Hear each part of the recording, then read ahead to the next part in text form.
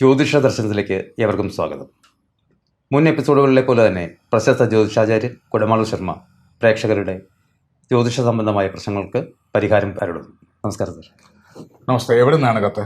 ഇത് അല്പം ദുഃഖകരമായിട്ടുള്ളതാണ്. ഒരു അനവത്യ ദുഃഖമാണ്. മാവേലിക്കരയിൽ നിന്നും രാധയാണ് അയച്ചിരിക്കുന്നത്. താങ്കളുടെ പ്രോഗ്രാമുകളെല്ലാം തന്നെ കാണാറുണ്ട്. വിവാഹം കഴിഞ്ഞിട്ട് 6 വർഷമായി, കുട്ടികളില്ല. ഞങ്ങൾ രണ്ടുപേരും വിദേശത്താണ്, ട്രീറ്റ്മെൻറ്റ് നടക്കുന്നുണ്ട്. അപ്പോൾ ചോദിക്കുന്നത്, ജാതകദോഷമുണ്ടോ, ഞങ്ങൾക്ക് സന്താന ഭാഗ്യം ഉണ്ടോ? ചില ഗ്രഹങ്ങൾ സ്ത്രീകൾക്ക് 8ാമത്തെ രാശിയിൽ നിന്നാൽ, അഷ്ടമം എന്ന് സംസ്കൃതത്തിലും 8 എന്ന് ഇംഗ്ലീഷിലും 8ാമത്തെ എന്ന് മലയാളത്തിലും ഒക്കെ പറയുന്നതെല്ലാം 8ാമത്തെ രാശിയാണ്. ജനിച്ച ലഗ്നത്തിൻ്റെ 8ാമത്തെ രാശി അഷ്ടമം എന്ന് ജ്യോതിഷപരമായിട്ടും സംസ്കൃതപരമായിട്ടും പറയും. അവിടെ വ്യാഴഗ്രഹം സന്താനകാരകനാണ്. വ്യാഴഗ്രഹം സന്താനത്തെ കൊടുക്കുന്ന ആളാണ്. സന്താനവുമായി ബന്ധപ്പെട്ട, ഇപ്പോൾ പഞ്ചസാരയ്ക്ക് രുചി മധുരമാണ്, ശർക്കരയ്ക്ക് രുചി മധുരമാണ്, കരിപ്പട്ടിക്ക് രുചി മധുരമാണ് എന്ന് പറയുന്ന പോലെ ഓരോ ഗ്രഹത്തിനും ഓരോ കാരകത്വം കൊടുത്തിട്ടുണ്ട്. വ്യാഴത്തിനെ പെട്ടെന്ന് പ്രസാദിച്ചു കഴിഞ്ഞാൽ ആ വ്യാഴം ബലവാനായിട്ട് നിൽക്കുന്ന ഒരു ജാതകത്തിൽ, സ്ത്രീ ആയാലും പുരുഷനായിരുന്നാലും, മതജാതി വർഗവർണ്ണ ലിംഗ ജാതി മത പ്രായ രാഷ്ട്രീയ ഉച്ചനീച ബലങ്ങൾ ഒന്നുമില്ലാതെ ആർക്ക് നിന്നാലും വ്യാഴം സന്താനത്തെ കൊടുക്കുന്നതാണ്. നല്ല സന്താനം. നല്ല സന്താനം എന്ന് വെച്ചാൽ ആയുസ്സും അഴകും ആരോഗ്യവും മാതാപിതാക്കൾക്ക് ഗുണവും സമൂഹത്തിന് ഗുണമുള്ള സന്താനങ്ങൾ, അല്ലാതെ തലതീർച്ച പിള്ളേരൊന്നല്ല. നല്ല സൽസന്താനങ്ങളെ, ദീർഘായുസ്സും ആരോഗ്യത്തെയും നല്ല കാന്തിക ശക്തിയും ഓമനത്വവും, അതാണായാലും പെൺകുട്ടിയായിരുന്നാലും സമൂഹത്തിനും രാജ്യത്തിനും നന്മ പ്രദാനം ചെയ്യുന്ന മാതാപിതാക്കൾക്കും ചെയ്യുന്ന സന്താനങ്ങൾ വ്യാഴഗ്രഹം പ്രസാദിച്ചു കഴിഞ്ഞെന്നാൽ കൊടുക്കും. ആ ഗ്രഹത്തിൻ്റെ കൂടെ ചൊവ്വാഗ്രഹവും കൂടെ രണ്ടും കൂടെ ജോയിൻ്റ് ചെയ്ത്, ചൊവ്വാഗ്രഹവും ഊർജ്ജസ്വലതയും നല്ല ചുണയും സാമർഥ്യവും ആരോഗ്യവും കായികശേഷിയും പ്രതാപൈശ്വര്യങ്ങളും പ്രസിദ്ധിയും കൊടുക്കുന്ന സന്താനങ്ങൾക്ക് ചൊവ്വാഗ്രഹം വലിയ സ്പോർട്സ്മാൻമാർ, അരോഗതടഗാത്രന്മാർ, കായികാധ്വാനികൾ, രാജ്യത്തിന് വിവിധ കമ്പനികൾക്ക് വേണ്ടി ഓട്ടം മത്സരങ്ങളൊക്കെ നടത്തി ട്രോഫിയൊക്കെ മേടിച്ചു കൊടുക്കുന്നവർ, കരുത്തുള്ളവർ, ഭടന്മാർ, മിലിറ്ററീസ്, സർക്കസ് താരങ്ങൾ, ജിംനാസ്റ്റിക്കുകൾ, അതുപോലെ കേരളശ്രീ മുതലായിട്ടുള്ള ശാരീരിക ചൊവ്വാഗ്രഹം വളരെ പ്രസാദിച്ചു കഴിഞ്ഞെന്നാൽ ചെയ്യുന്നതാണ്. പക്ഷേ ഈ 2 ഗ്രഹങ്ങളും കൂടെ 8ാമത്തെ രാശിയിൽ നിന്നാൽ അവിടെയാണ് ഈ സഹോദരിക്ക് പറ്റിയ സന്താനം ഉണ്ടാകുവാനുള്ള തടസ്സത്തെയും കാലതാമസത്തെയും പ്രയാസത്തെയും ദുഃഖത്തെയും ദുരിതത്തെയും ആകെ മൊത്തത്തിൽ സൂചിപ്പിക്കുന്ന ഒരു ചിഹ്നമാണ് വ്യാഴഗ്രഹവും ചൊവ്വാഗ്രഹവും കൂടെ 8ാമത്തെ രാശിയിൽ നിൽക്കുന്ന സ്ത്രീകൾക്ക്. പുരുഷന്മാർക്ക് ബാധകമല്ല. സ്ത്രീകളാണല്ലോ പ്രസവിക്കുന്നത്. അപ്പോൾ പൊതുവെ 8ലെ രാശിയിൽ വ്യാഴഗ്രഹവും ചൊവ്വാഗ്രഹവും നിന്നാൽ ഗർഭപാത്രത്തിലേക്ക് കടക്കുന്ന ട്യൂബ് ബ്ലോക്കാവും. ട്യൂബ് ബ്ലോക്ക് എന്ന് പറഞ്ഞ് ഡോക്ടർമാർ എഴുത്തള്ളുന്നു. ബീജാണുക്കൾ ഗർഭപാത്രത്തിലോട്ട് പ്രവേശിക്കണ്ടേ? പ്രവേശിക്കുന്നതിന് മുമ്പ് ട്യൂബ് ചുരുങ്ങി കിടന്ന് ബ്ലോക്കാക്കി ഡെഡാക്കി പുറന്തള്ളും. ചുരുങ്ങിയ സമയം കഴിഞ്ഞാൽ ഈ അണുക്കൾ സംയോജിക്കുകയില്ല, പിന്നെ അത് ഡെഡായിട്ട് പുറത്തള്ളും. അങ്ങനെ പുറന്തള്ളി പോകുന്ന കേസുകളുണ്ട്. ഈ 8ാം രാശി വ്യാഴവും ചൊവ്വയും കൂടെ നിന്നാൽ ട്യൂബ് ബ്ലോക്ക് എന്ന് പറയും. ചിലർക്ക് ഗർഭപാത്രത്തിന് വലിപ്പമില്ല, ചിലർക്ക് എക്സ്പാൻഷൻ കുറയും, വികാസം ഇല്ലാതെ വരിക. ചിലർക്ക് ഗർഭപാത്രത്തിൽ പ്രത്യേക ഈ കുഞ്ഞു വളരാനുള്ള അനുകൂലമായ ഒരു ദ്രാവകം ഉണ്ട്. ചിലർക്ക് അത് വറ്റിപ്പോവും. ചില സ്ത്രീകൾക്ക് ചിലർക്ക് മാസമുഖ പ്രശ്നമില്ലാതെ വന്നിട്ട് കുട്ടികളുണ്ടാകാനുള്ള ബുദ്ധിമുട്ട് വരും. ചില സ്ത്രീകൾക്ക് ഫെർട്ടിലൈസേഷൻ ബീജസങ്കലനം നടക്കുമ്പോൾ പുരുഷ ബീജാണുക്കൾ ഡെഡാക്കി പുറന്തള്ളും, അല്ലെങ്കിൽ സ്ത്രീയുടെ അണ്ടത്തിന് ശക്തിയില്ല. ഇങ്ങനെ ഒരു അനവധി കാരണങ്ങളുടെ ഒരു ക്യാപ്സൂളാണ് 8 വ്യാഴവും 8 ചൊവ്വയും സ്ത്രീകൾക്ക് നിന്നാലും. അത്യന്താധുനിക ട്രീറ്റ്മെൻറ്റുകളിലൂടെയും മേജർ സർജറികളിലൂടെയും ആർട്ടിഫിഷ്യലായിട്ടും സന്താനങ്ങൾ സൃഷ്ടി IVF പോലെയുള്ള ഇതിൽ നടത്തുന്നുണ്ട്. അന്നേരമോ എന്ന് വേണമെങ്കിൽ ഒരു ചോദ്യം ചോദിക്കാം. പ്രസക്തമാണ്. ഗർഭപാത്രത്തിൽ വെച്ച് തന്നെ കുട്ടി അബോർഷനായി പോവുകയോ അല്ലെങ്കിൽ ഭിന്നശേഷി കുട്ടികളായിട്ട് തിരിയുകയോ ഓട്ടിസം പോലെയുള്ള അസുഖങ്ങൾ ആജീവനാന്ത ട്രീറ്റ്മെൻറ്റ് ചെയ്താലും ഭേദമാവണമെന്നില്ല, ചികിത്സ ചെയ്തുകൊണ്ടിരിക്കണം. അല്ലെങ്കിൽ വലിപ്പത്തിലോ കിലോയിലോ വലിപ്പം കുറവ്, അതുമല്ലെങ്കിൽ ഏതെങ്കിലും ശരിയായിട്ടുള്ള അംഗവൈകല്യം.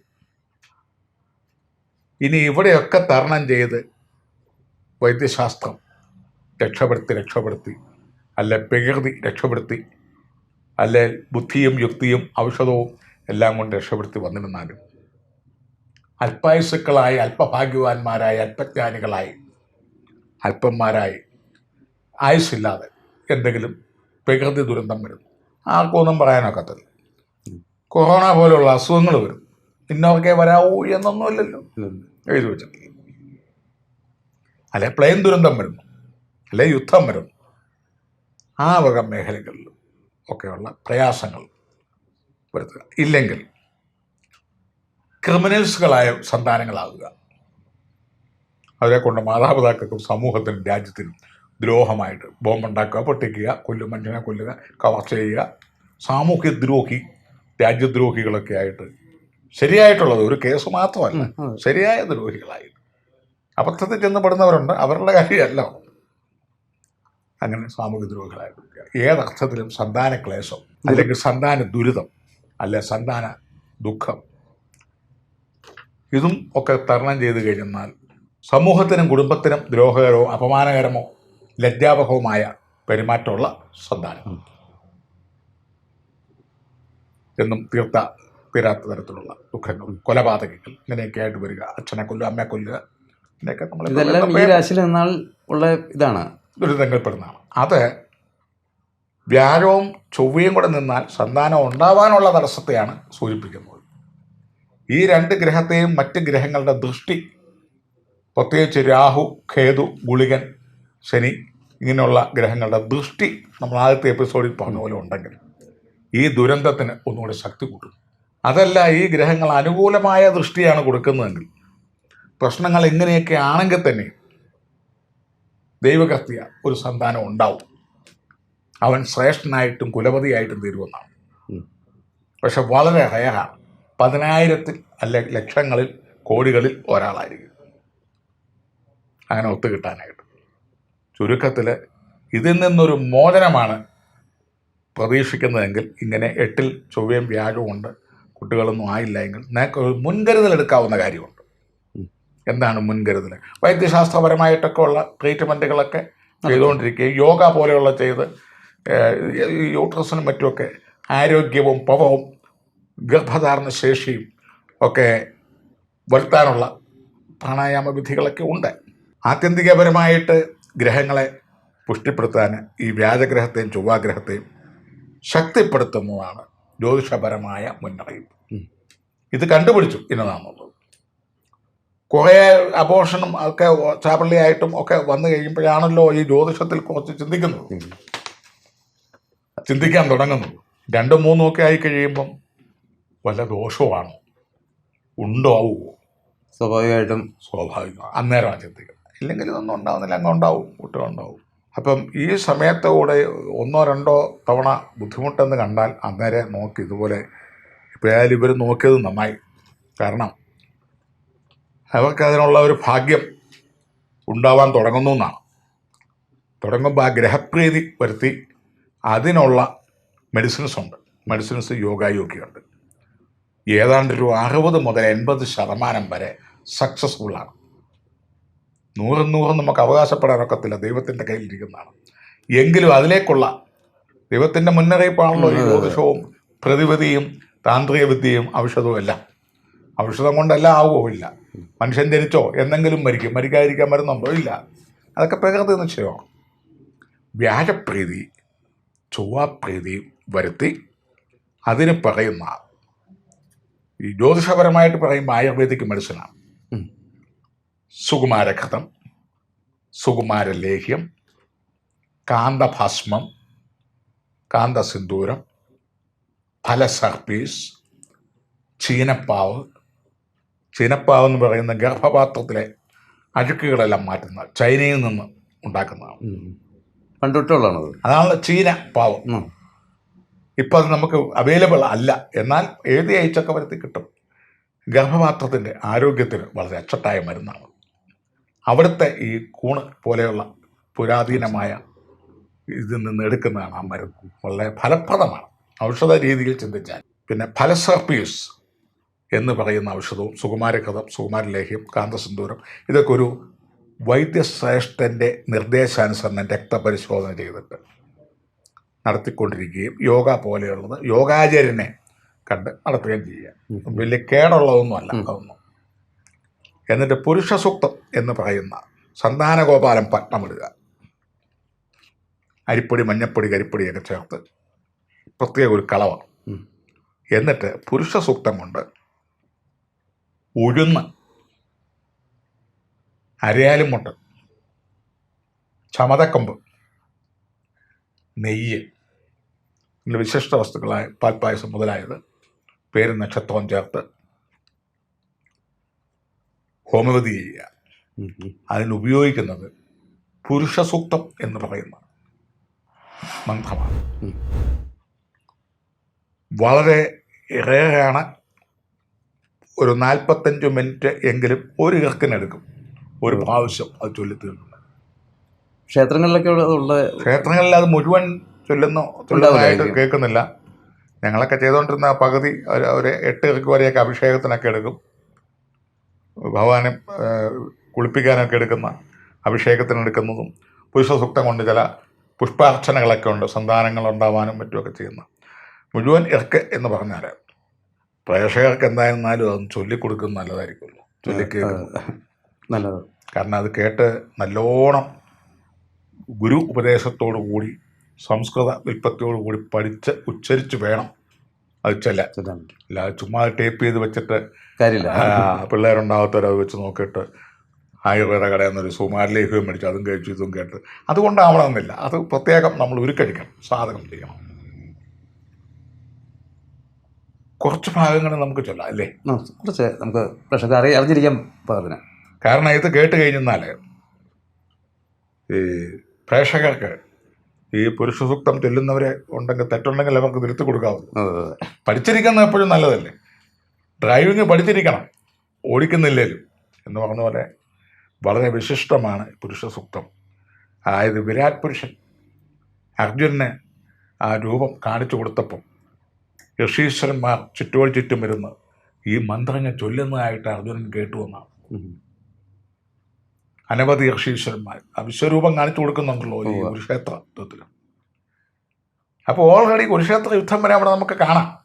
അർജുനൻ കണ്ടുകൊണ്ടിരിക്കുക. ആ ഋഷീശ്വരന്മാർ ചൊല്ലുന്നു, ഈ ഹോമവതികൾ ചെയ്യുന്നു. ഓം തച്ഛം യോരാഹ്രിണീമഹേ ഗാതും യജ്ഞായ ഗാതും യജ്ഞപതയേ ദേവീ സ്വസ്തിരസ്തു നഃ സ്വസ്തിർ മാനുഷേഭ്യഃ ഊർധ്വം ജിഗാതു ഭേഷജം ശംനോ അസ്ത്യുത്നിപതേ ശം ചതുഷ്പദേ സഹസ്ര ശീർഷാ പുരുഷഃ സഹസ്രാക്ഷ സഹസ്രപാൻ സ ഭൂമിം വിശ്വതോ ഭൂത്വാ അത്യതിഷ്ഠദശാങ്കുലം പുരുഷ യേ വേദം സർവം യൽഭൂതം യച്ച ഭവ്യം ഉദാമൃതത്വശേഷാനോ ഏതന്മേ ആതിരോഹതി ഏതാ വാൻ അസ്യ മഹിമാ ധ്യായേശ്ച പുരുഷ പാദോ അസ്യ വിശ്വഭൂതാനി ത്രിപാദസ്യ അമൃതം ദിവി ത്രിപാദൂർധ്വ ഉദയൽ പുരുഷ പാദോസ്യേഹാഭവത് പുന തതോ വിശ്വജ്ഞകാമൽ ശാസനാനശനേ അഭി തസ്മാദ്വിരാള ജായത വിരാജോ അധിപൂരുഷ സ ജാതോ അത്യജിച്ഛത പശ്ചാൽ ഭൂമിമഥോ പുര യൽപുരുഷേണ ഹവിഷാ ദേവാ യജ്ഞമതന്വത വസന്തോ അസ്യാസീത് രാജ്യം ഗ്രീഷ്മ ഇത്മ ശരദ്ധവി തം യജ്ഞം ബഹിർഷീ പുരുഷൻ. ഇങ്ങനെ ഏതാണ്ടൊരു 45 മുതൽ 1.5 മണിക്കൂർ വരെ എടുക്കും. ഇതിലെ 8 ഇറക്കുകയായാലും ഇപ്പം ഈ ചൊല്ലി ഇങ്ങനെ 46 ഇറക്കുകളൊക്കെ. അങ്ങനെ 10,000 ഇറക്ക് വീതം ചമതക്കമ്പുകൾ ഈ ഹോമിയോപതി ചെയ്ത് കഴിയുമ്പോൾ ഓരോ സൃഷ്ടി നടക്കുകയാണ്. സൃഷ്ടി നടക്കുന്നതിനെ പറ്റിയും പറയുന്നുണ്ട്. ബ്രാഹ്മണോ അസ്യ മുഖമാസീൽ ബാഹൂരാജന്യകൃത ഗുരുദയ വൈശ്യഭ്യാം ശൂദ്രോദജായത. ഇന്നീ കാണുന്ന ബ്രാഹ്മണൻ, ക്ഷത്രിയൻ, വൈശ്യ, ശൂദ്രനല്ല അതിനെ പ്രതിപാദിക്കുന്നത്. ബ്രഹ്മജ്ഞാനം കൊണ്ട് കർമ്മം ചെയ്യുന്നവരെ ബ്രാഹ്മണരായിട്ടും, മിലിറ്ററീസിനെ ക്ഷത്രിയരായിട്ടും, കൃഷി കച്ചവടക്കാരെ വൈശ്യന്മാരായിട്ടും, ലാസ്റ്റ് ഗ്രേഡ് സേവനെ ശൂദ്രന്മാരായിട്ടും സൃഷ്ടിച്ചു എന്നാണ്. ഇങ്ങനെ 4 ജാതിയാണ്. ഇന്ന് കാണുന്നതായ ജാതിയല്ല. ചന്ദ്രമാ മനസ്സോ ജാത, മനസ്സുകൊണ്ട് ചന്ദ്രനെ സൃഷ്ടിച്ചു മഹാവിഷ്ണു. ചക്ഷോ സൂര്യോദജായത, ആ വിരാട് പുരുഷനെ കാണിച്ചു കൊടുത്തപ്പം നാം ഇന്ന് കാണുന്ന സൂര്യൻ ഉണ്ടല്ലോ, അദ്ദേഹത്തിൻ്റെ കക്ഷത്തിയിരിക്കുക, അത്രേ ഉള്ളൂ. അതുപോലെയാണ് അതിനും കാണുന്നത്.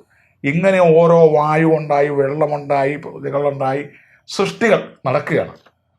അങ്ങനെ വരുമ്പോൾ ഒരു സന്താന സൃഷ്ടിയും കൂടെ അദ്ദേഹം വിചാരിച്ച് നടക്കുകയും അതിന് വിശിഷ്ടങ്ങളായ വസ്തുക്കളും എല്ലാം ഹോമിയോപതി ചെയ്ത് ഈ അദ്ദേഹം തന്നെ ധന്വന്തരി മൂർത്തിയായിട്ട് വന്ന് ഒരു അമൃത കുംഭവുമായിട്ട് വന്ന് ഈ സുകുമാരഹൃതമൊക്കെ കൊടുത്തിട്ടുണ്ട്.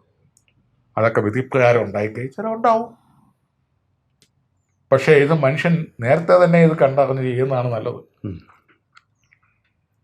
ഗർഭിണിയായിരിക്കുമ്പോൾ തന്നെ കല്യാണം കഴിയുമ്പോൾ തന്നെ ആളുകൾക്ക് കഴിക്കുക തടസ്സം എന്ന് കണ്ടാൽ അന്നേരം നോക്കി ഇത്തരം കാര്യങ്ങളുണ്ടോ, യോഗമുണ്ടെങ്കിൽ ഇത് കാര്യങ്ങളോടെ അങ്ങ് ചെയ്യുകയാണ് നല്ലത്. അപ്പം ഇങ്ങനെയുള്ള ഈ ഇറക്കുകൾ ഒക്കെ വിസ്തരിച്ച് പഠിച്ച് സമയമെടുത്ത് ചെയ്യുക. നമ്മളൊരു പുഷ്പാഞ്ജലിക്ക് പോലും ഇത്രയും സമയങ്ങൾ എടുക്കുന്നില്ല. 1.5 മണിക്കൂർ ഉണ്ടോ? ഇല്ല. ആകപ്പാടെ നമ്മൾ വിളക്ക് കൊളുത്തി അമ്പലം അടയ്ക്കുന്ന വരെ 1.5 മണിക്കൂർ അവർ 100 പേരുടെ വഴിപാടുകളും നടത്തും. അത് പോരാ. അങ്ങനെ ഈ 38 കൂട്ടം വസ്തുക്കളുണ്ട്. അത്തിമുട്ട, അരയാലുമുട്ട്, പേരാലുമുട്ട്, എള്ള, കടുക്, കള്ളാടി, ചമതക്കണ്ട്, പ്ലാശൻ ചമത, ചാഞ്ചമത, എള്ള്, വള്ളി, കടലാടി, ഇങ്ങനെയുള്ള വസ്തുക്കൾ ഭയങ്കര ആയിട്ടുള്ള മെഡിസിൻ എഫക്റ്റ് ചെയ്യുമെന്നാണ്. അത് ചേർത്തിട്ടുള്ള ഔഷധവും ഇതിൻ്റെ കൂടെ ഹോമിക്കാം. എന്നിട്ട് ആ ഔഷധം വിധിപ്രകാരം മത്സ്യമാംസാദികളൊന്നുമില്ലാതെ വിധിപ്രകാരം കഴിക്കുകയും നോയമ്പെടുത്ത് കഴിഞ്ഞ് ബന്ധപ്പെടുകയും ചെയ്താൽ പുരുഷ ബീജങ്ങളും അണ്ടങ്ങളും ഗർഭപാത്രത്തിന് ശക്തിയും ഒക്കെ ഉണ്ടാവും, സത്സന്താനങ്ങൾ ഉണ്ടാവുകയും ചെയ്യുമെന്നാണ്. അതിൽ അങ്ങനെ ഉണ്ടാവുന്ന കുട്ടികൾ ലോകത്തിന് ഉപകാരിയായിട്ടും പ്രജാക്ഷേമ തൽപരരായിട്ടും മാതാപിതാക്കൾക്ക് കണ്ണിലുണ്ണിയായിട്ടും അവർ ജീവിച്ചിരുന്ന ആ കാലഘട്ടത്തെ ജനങ്ങൾ പിന്നീട് വാഴ്ത്തപ്പെടുകയും ഒക്കെ ചെയ്യും. ഇതാണ് ഇപ്രകാരം ഈ ദമ്പതികൾ ഈ വിധിപ്രകാരം ഒരു മണ്ഡലക്കാലം ഈ പറഞ്ഞ പ്രതിവിധികളൊക്കെ ചെയ്ത് സുകുമാര ഘൃതം ഒക്കെ ഒരു വൈദ്യന്മാരുടെ നിർദ്ദേശം അനുസരിച്ച് അലോപ്പതിയും കഴിക്കാം. അലോപ്പതിയുടെ കൂടെ ഏത് മരുന്ന് വേണമെങ്കിലും കഴിക്കാം. യോഗ മുതലായതും ചെയ്താൽ കണിശമായിട്ടും ഇവർക്കൊരു സൽസന്താന ലബ്ധി ശുക്രൻ എന്ന് പറയുന്ന ഗ്രഹത്തിൻ്റെ ദൃഷ്ടിയുണ്ട്. ഈ വക ദോഷങ്ങളെ സൂര്യകിരണങ്ങളാൽ ഹിമം ഉരുകുന്ന പോലെ ഉരുകി ഉരുകി ഒരു സൽസന്താന ലബ്ധി ഉണ്ടാവുമെന്നാണ്. അപ്പം അതുകൊണ്ടാണ് ഇപ്പോൾ ഈ കത്ത് നമുക്ക് വരാനും വായിക്കാനും പുരുഷസൂക്തം ചൊല്ലാനും വിസ്തരിച്ച് പറയാനും ഈ ഔഷധത്തിൻ്റെ പേരും ഈ കത്തിൻ്റെ ഉടമസ്ഥർ കേൾക്കാൻ ഇടയാവുന്നതും പാലിക്കാൻ പോകുന്നതെല്ലാം ഒരു നല്ല നിമിത്തമായിട്ടാണ്. ഇപ്രകാരമൊക്കെ ചെയ്ത് വിശേഷമായി എന്ന് കണ്ടാൽ വീണ്ടും നമ്മുടെ ചാനലിലേക്ക് കത്തുകൾ അയയ്ക്കുക. അതുവരെ നന്ദി, നമസ്കാരം.